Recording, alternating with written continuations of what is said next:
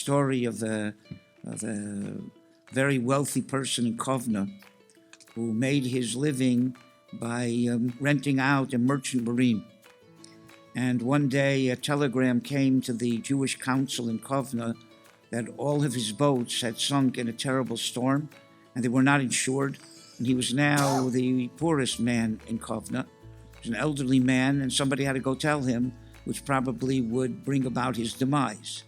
So who goes? They called Rabbi Bitachon, the Rav of Kovna, and they told him, here's the telegram. I suggest you bring the Chevra Kadisha with you when you show him the telegram.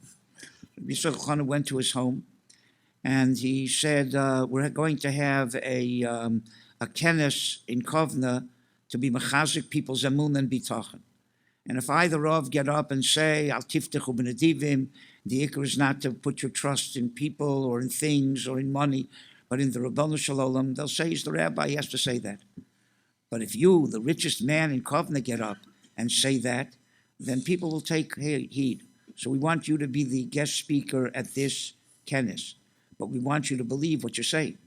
So I want to sit down with you for the next half hour and learn Chovas Halavavos, Shara Bitachon, to strengthen your Bitachon, so you'll be able to give this speech. I sat down and I learned.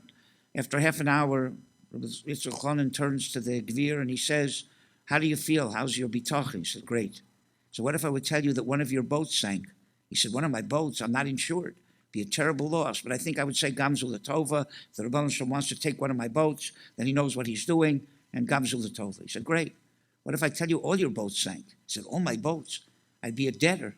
I don't know if I could handle that. He said, what do you think you need to handle that? Another half hour. You learn another half hour.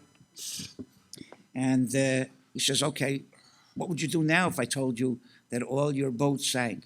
He said, I think I would be devastated, but I would say Gamzul Tova, the Rabban Shalom knows what he's doing. He says, great.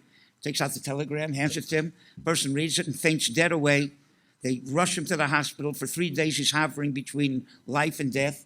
Finally, he recovers, and the Rabbi Bitachon goes to him and says, I don't understand.